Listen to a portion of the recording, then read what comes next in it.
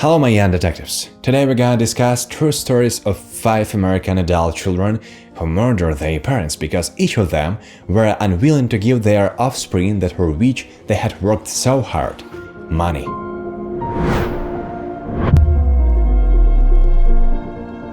A loving couple is killed in their car just outside their home. Roger and Melissa got married in the 1990s.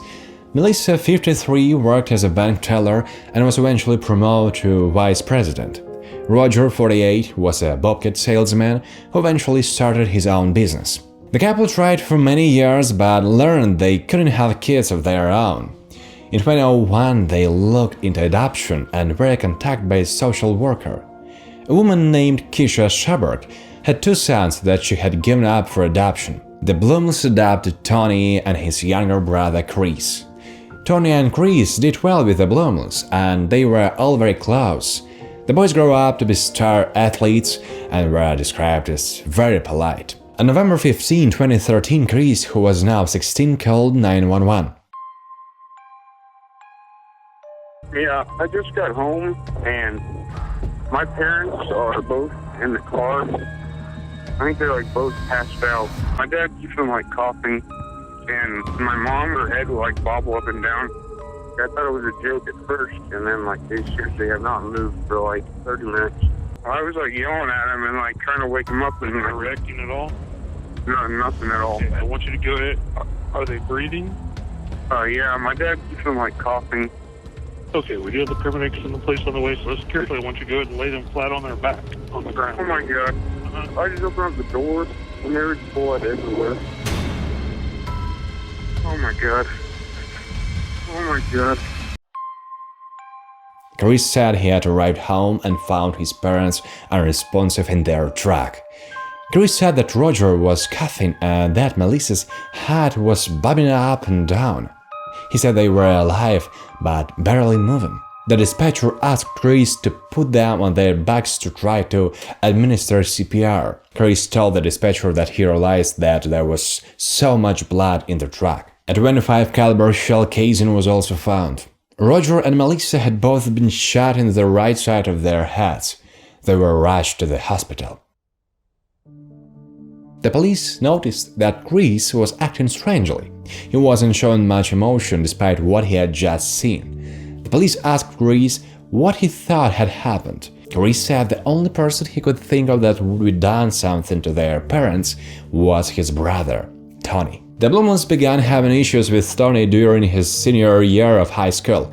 Tony constantly smoked marijuana and he didn't like that his parents gave him a curfew or rules to follow. Melissa was also afraid of Tony, who had issues controlling his anger and was very strong. After he graduated, Tony was arrested for a DUI. He had talked about wanting to go into the Air Force, but the Blooms believed that dream was over after his arrest. They made the decision to tell Tony he couldn't live with them anymore. Tony left to go to California in September of 2013, but he came back into town and asked his parents if they wanted to meet him for dinner. This was on November 15, and a few hours later they were fighting for their lives in the hospital. Chris was taken to the police station for another interview but refused to say anything else. Back at the crime scene, the police noticed that the door in the garage had been forced open. Inside the home, there were items all over the house. In the master bedroom, the drawers had been pulled out. The police looked into Roger's business dealings and wondered if a client had been upset with him. However, this was eventually ruled out. St. Louis County in Kansas was known to have several break-ins. The police wondered if the Blooms had arrived home to find a break-in in progress. This was eventually ruled out as well. The police wanted to find Tony. He had also been looking to speak with them and went into the police station for an interview. They learned that Tony had reconnected with his birth mom, Keisha, in the spring of 2013. Keisha had spent messages for both him and Chris, but Chris wanted nothing to do with her. Tony said he had went out to California in September 2013 and had stayed with Keisha, her 7-year-old daughter, and her girlfriend, Shawn. Tony said he stayed for a few weeks, but missed his adoptive family. In October 2013, he went back to Kansas with Keisha and his half-sister. Tony said he was staying in a hotel with Keisha and his sister and had arrived back at the hotel around 8 p.m. on November 15 after dinner with the Blooms. Tony's timeline was corroborated by the hotel staff. Chris' timeline was also checked out. He had been at a dinner for his wrestling team and arrived home to find his parents had been shot. On November 16, Melissa died at the hospital. Roger was still fighting for his life. On November 17, another police department called the Sedgwick County Police and said that they had someone with information about the case. A man named Dalton said that his friend Braden Smith was involved. Dalton had a background in selling firearms to people. Braden had texted him that he needed a gun to do a job. Braden was insistent, but Dalton said no, as he was trying to get out of that lifestyle. Dalton said that once he heard about Roger and Melissa's shooting, he knew that Braden was involved.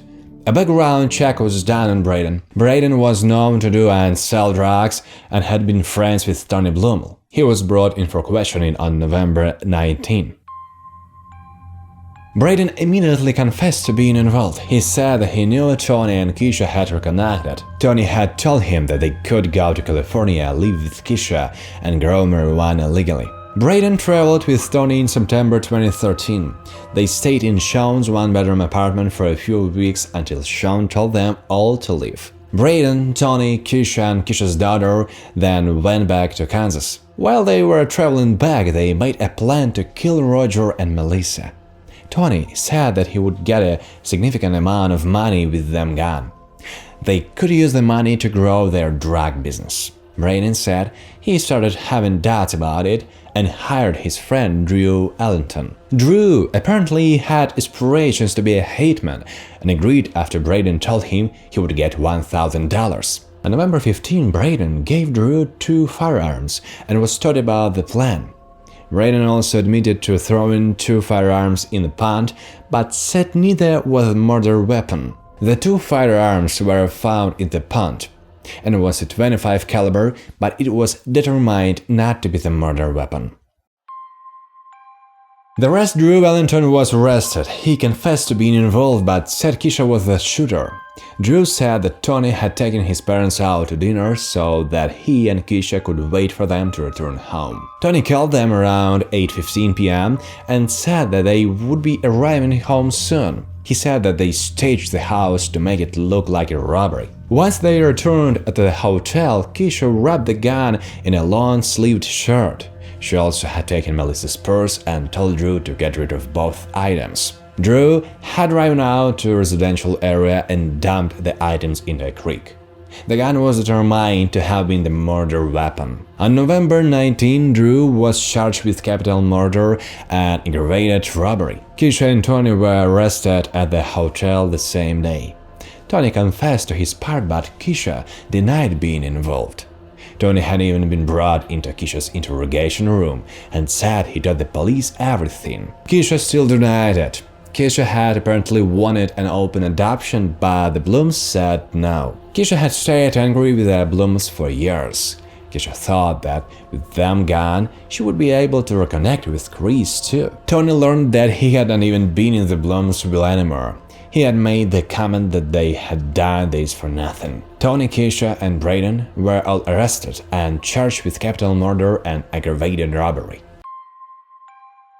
On December 21, Roger succumbed to his injuries and passed away. On May 15, 2015, Tony and Keisha, in exchange for a life sentence without parole, they both pleaded no contest. Braden Smith pleaded guilty to second-degree murder. He was sentenced to almost 25 years. Drew Ellington was convicted of first and second-degree murder. He was sentenced to life with the possibility of parole after 25 years and 155 months. Keisha's daughter was sent to foster care.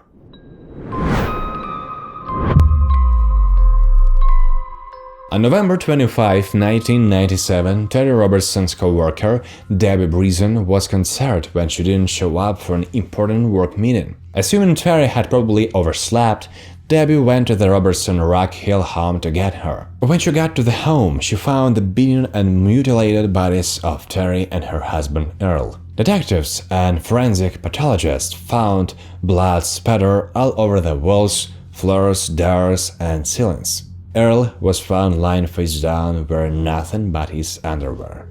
He had been beaten repeatedly and his skin had deep imprints left by the baseball bat used to attack him. Investigators determined that injuries to Earl's head were made by the claw end of a hammer. The head injuries were so traumatic Earl's brain had spilled out of his broken skull and pulled around his head.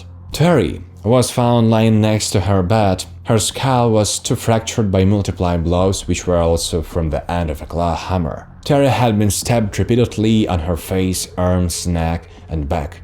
One stab wound went from her fist to her elbow and was so deep her bone was exposed. The attack was so violent that the blade broke off during the attack.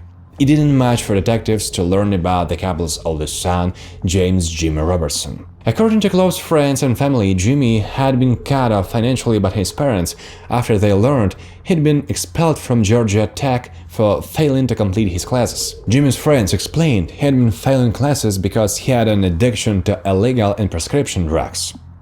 This was disheartening to many who knew him, as he'd been previously described as a math genius. Detectives on the case put the pieces of the puzzle in place.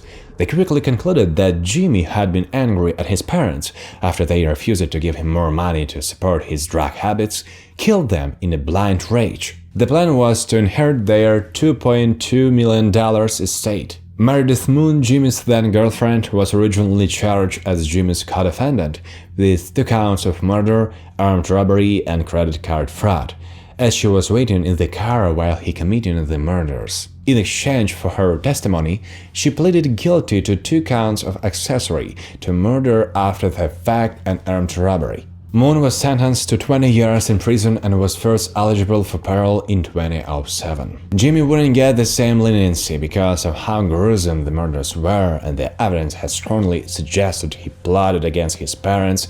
Prosecutors sought the death penalty against him. During the guilt phase of Jimmy's trial, defense lawyers tried to make prosecutors prove their case beyond a reasonable doubt. During the penalty phase, defense attorneys tried to save him from the death penalty by arguing that he and his mother suffered from manic depression, now called bipolar, and argued that his frontal lobes were abnormal. The defense also argued that Jimmy's abuse of Ritalin triggered a psychotic episode. I think it would be safe to say his defense team during the trial was almost non-existent. Jimmy also had a younger brother named Earl Chip Robertson Jr. that was questioned during the investigation. At the time of Jimmy's trial, Chip wasn't accused of being an accessory to his parents' murder.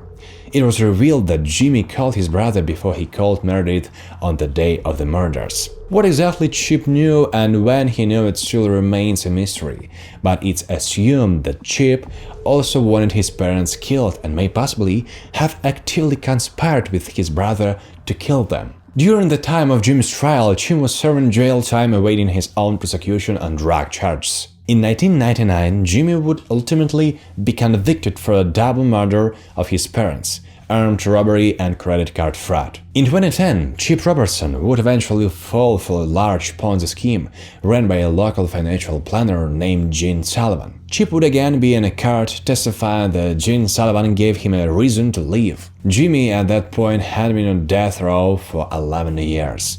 He sent a letter to the federal court asking for mercy for Gene. Jimmy wrote he was sentenced as one of the worst, but Gene treated him as one of the best of the best. It's reported that Jimmy often goes back and forth with the idea of being on death row. Sometimes he does want the death penalty, sometimes he wants to appeal it. In 2019, Jimmy was pleading in a courtroom claiming he deserved a new trial. Previous to that, he had appealed his conviction in 2016.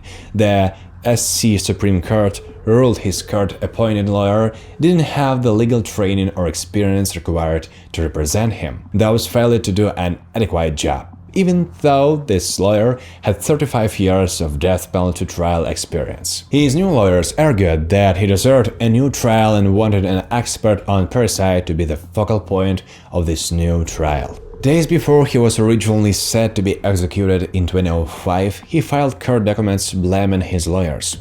His execution was rescheduled for 2010 before he filed a federal lawsuit claiming he was wrongly convicted. So now his new lawyers say mistakes that were made during the 1999 that justified a new one, mainly claiming the trial lawyers in 1999 didn't produce any mental health histories of both Jimmy or his mother. His lawyers claim she was bipolar and also abused Ritalin. They also claim that Jimmy had severe mental health issues that had not been properly treated. But prosecutors said in the original court proceedings that Jimmy received several mental evaluations and concluded that he knew right from wrong. When a call came into 911 on the night of December 11, 2003, there was no one on the other end. Officers were immediately dispatched to locate the call. The home of Rick and Susanna Wemsley on Thornberry Drive in Mansfield. It was there the couple's stabbed and bullet-ridden bodies were found. Residents of the Wemsley's neighborhood were in shock. This was a safe community, away from the crime of its county seat of Dallas. Rick and Susanna were well liked by their neighbors. Who would kill the Wemsleys, and why? Investigators assured neighbors the homicides were an isolated event and there was nothing to fear. Refusing to say anymore, however, residents of Walnut Estates were on high alert. What police weren't telling the Wemsley's neighbors was a clump of hair had been found in Rick's fist. In March 2004, the state forensics lab matched the hair to an 18-year-old Susanna Toledano. 3 more arrests would come in quick succession. The Wemsley's neighbors would be shocked and appalled when the couple's 19-year-old son Andrew was arrested as the mastermind of the murders. Why had the teenager conspired to kill his parents with his girlfriend, Chelsea Richardson, her roommate Susanna, and another teenager? He had 1.65 million reasons, police believe. Those who knew the foursome described them as lost kids who were often found hanging out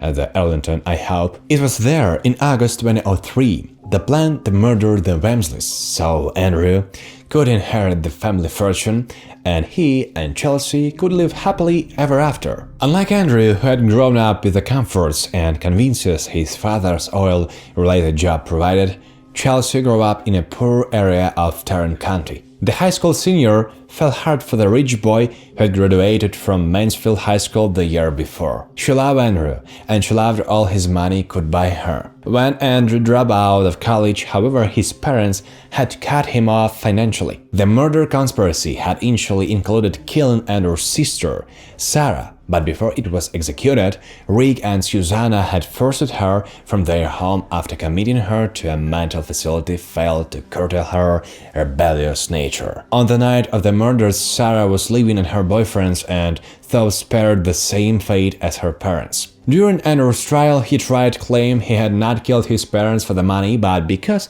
they had been emotionally and, on a few occasions, physically abusive. The jury disagreed and convicted Andrew of the murders. He was sentenced to life in prison in March 2006. Following her conviction, Chelsea Richardson became the first female sentenced to death in Tarrant County, but later her sentence was commuted to life in 2011. We had a close family. If one parent wasn't there, the other one was there, and at night they were usually both there, unless my dad had to travel for work. They didn't answer for 10 minutes, and my mom had me help do CPR on my dad. God, give my dad back. Take me, don't take my dad, you know? But he didn't come back. I wouldn't necessarily say my life took a wrong direction or I hooked up with the wrong crowd, because people can lie to you. You can be the best friend of somebody and they had this whole double life. That's happened to me. And next thing I know, there's all these people and I'm under arrest and I can't figure out why. It was heartbreaking to be taken to the police station, to be interrogated, and you're like, why am I here? You know, you don't understand. What in the world happened here, you know? I mean, a lot of things were said that weren't true at my trial, that people lied a lot. They're like the cell doors you see on movies, just the bars, but they're painted black and it says death row. We're behind a locked gate where we can't go nowhere. You can't come out your cell unless you're stripped. You don't know what tomorrow holds. That just hits you even harder, you know? You think, oh my God, they're executing people and these people ain't even had a chance or nothing. So yeah, I'm afraid to die. I'm not afraid of where I go. I know I'll go with God. He knows. I know. Susanna Toledano agreed to testify against Andrew and Chelsea in exchange for a plea agreement sentenced her to life in prison with possibility of parole after 30 years. Hilaria Cardenas, the manager of the Arlington I Hope, who secured the gun to be used in the murders, pleaded guilty to conspiracy, was sentenced to 50 years behind bars. Eligible now for parole, Hilaria's first application was denied. No information is available about his next eligibility date. Alan Ruby lived beyond his means and reveled in the notion that people thought he was wealthy, when in fact his money came from his parents or from the credit card he stole from his grandmother. After being cut off financially, Alan did the unthinkable. John Ruby from Duncan, Oklahoma, was a publisher at the Merrill Review, where he worked alongside his wife, Catherine. He was the former publisher of the Duncan Banner, where his late father, Al Ruby, was the former publisher before taking leadership. In 1997, the Ruby family sold the Duncan Banner, and John started working at the Merrill Review. The couple had a 17-year-old daughter, also named Catherine, and a 19-year-old son, Alan. Catherine was a junior at Duncan High School while Alan was attending the University of Oklahoma. At around 9 a.m. on the 13th of October, 2014, Duncan police received a distraught phone call from the Ruby's housekeeper. She said that when she arrived for work, she found the dead bodies of John, Catherine, and Catherine Jr. They had all been shot dead. Police arrived at the home at 12:17, bent tree and cordoned off the scene. The murders completely terrified the locals and many were left wondering if it was a robbery gone terribly wrong. However, it would soon become apparent that this was an isolated incident, but was much more complex than initially suspected. Just hours after the grim discovery, Alan was arrested on an unrelated charge. Back in January, Alan had pleaded guilty to a charge of credit card theft. He had stolen his grandmother's credit card. He entered a delayed sentencing program, owed $491.15 in fines and court costs, and had been scheduled to appear in court on the 12th of November for final sentencing. When Alan was arrested after the murders, investigators announced that he had been charged with concealing stolen property in relation to the stolen credit card. However, they then announced that Alan was the sole suspect in the murders of his parents and his sister. When Alan was arrested and informed about the murders, he began wailing and crying and having a hard time. However, he soon enough settled down and allowed investigators to interview him. It soon became apparent that Alan was living much beyond his means and reveled in the notion that people found his wealth to be impressive, while his parents' wealth, which he proclaimed to be his own wealth. According to students at the University of Oklahoma, Alan often bragged about how wealthy he was and would go and spend on splurges. He wore a Rolex watch, Louis Vuitton shoes, and flew first class. He often tagged his social media posts with expensive and mocked people who ate instant noodles. When he stole his grandmother's credit card, he took a trip to Europe and spent $5,000. 2 years beforehand, he had assaulted his mother during an argument over money. Shortly after his arrest, Alan confessed to the triple murder. He said that he had stolen his father's gun and approached his mother in the kitchen. When Catherine turned to him, he shot her in the head. After she fell to the floor, she still showed signs of life, so Alan advised that he fired a second shot into her. Catherine Jr. was washing her car outside, and when she came into the kitchen, Alan shot her once. He informed investigators that he believed that she died instantly. Alan then waited for his father to come home from work around an hour later. As soon as John entered the home, Alan shot him in the head. He said that his father said "ouch" as he fell to the ground. He noticed that there were still signs of life, so he shot his father once again. Alan said that after the murders, he took the surveillance footage from the home recording system and fled to the University of Oklahoma in the Jeep that his father had purchased him as a gift. He then went to a party at the Ritz-Carlton. According to Alan, he had been motivated to commit the murders because he had been cut off financially. He His family said that he could not control his spending. He owed $3,000 to a Norman loan company and was being investigated for having stolen and forged $17,500 worth of checks. Allen stated that he believed if he killed his family, he would inherit their estate. Prosecutors would announce that they were seeking the death penalty against Allen, stating that he had killed for money, that he had killed 3 people, that he was a continued threat to society, and because the murders were cruel. They noted that the evidence against Allen was overwhelming. In addition to his confession, his DNA was found on blue gloves that were recovered with a handgun. I knew all 3 of them, knew them well. My oldest child, 17, went to school with cancer. Went to school with Catherine since she was in middle school. So, yeah, emotional toll on all of us, no doubt about it, because I look out here in this crowd today and know that if it wasn't them, Tinker and John would be sitting out there asking the same questions. We developed relationships with them. I've known them a long time. They were very, very good folks and very much missed. Very well respected and very well liked and very involved in this community. So yeah, it's been tough.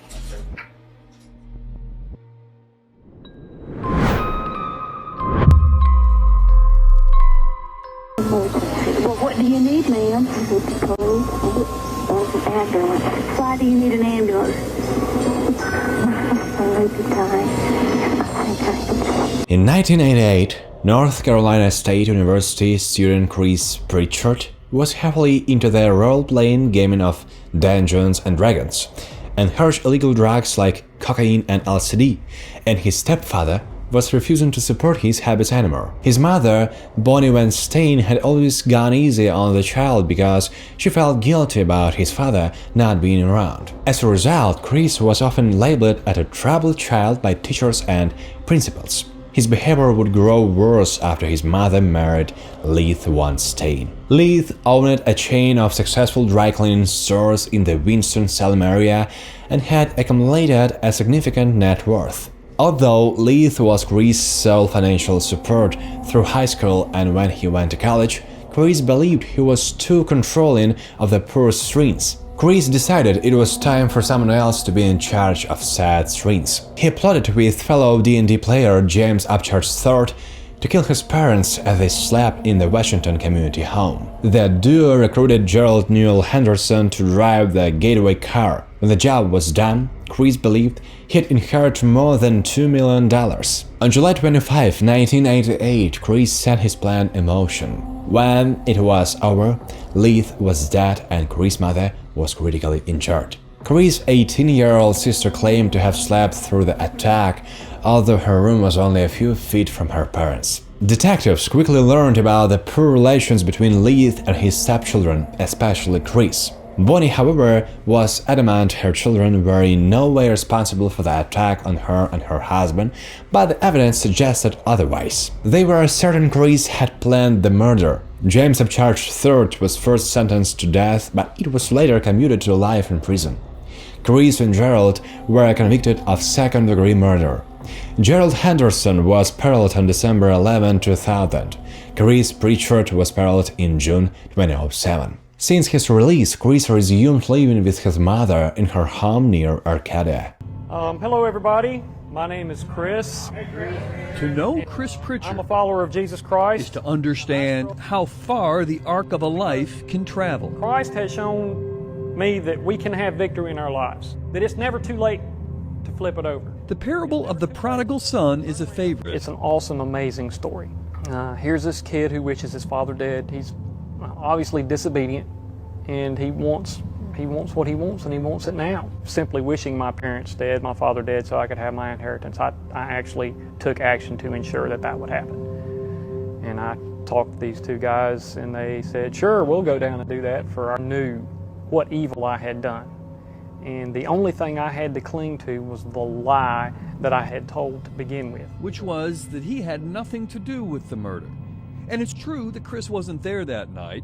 It's also true that this charming little riverside town hadn't seen anything quite like this. Everybody was talking about that. That was the buzz coming in the front door and everything. at the local newspaper where Mike Voss was the veteran reporter. Probably by about noon, we knew we had a major story. As his coverage of the case unfolded, Chris's story unraveled. And I remember the day they announced the arrest, I was thinking it's going to be somebody really close to the family, and turned out that's what the case was. Prosecutors showed in court that Chris was instrumental in the planning of the murder, even drew the map that got Upchurch and Henderson to his parents' house, and he finally confessed to why he did it. I would have inherited a lot of money. I wouldn't have had to do anything else. I wouldn't have had to go back to school or anything. I could sit around, buy a house, and do drugs all the time. I could play D&D all I wanted to. I was thinking at that point that I was going to die in prison, that I would never get out. God, I thank you so much for this day you bless us with. But he did get out in 2007. Let me pray. Amen. Amen. This is Chris. And that's where the most important part of this story takes seed. But those of you who I don't know, you'll get a chance to get to know me a little bit better, and hopefully I'll get a chance to get to know you. Rather than a jailhouse conversion, You want something so Chris's bad. redemption didn't begin until he got home to Winston-Salem. How many of you... He helps with several of the Bible study classes his church offers, showing not only that our hearts are connected... and he began to see the grace of forgiveness that existed in his faith for those who admit what they've done. You have to understand your complicity. You have to understand your part in the story, and your part is the bad guy. As he stands over the marker of his sin, The bottom line is I caused that to be. I caused that to come into existence that way. the challenge in being Chris Pritchard is repentance isn't the equivalent of absolution. You know, I can't undo that. I can't be undone.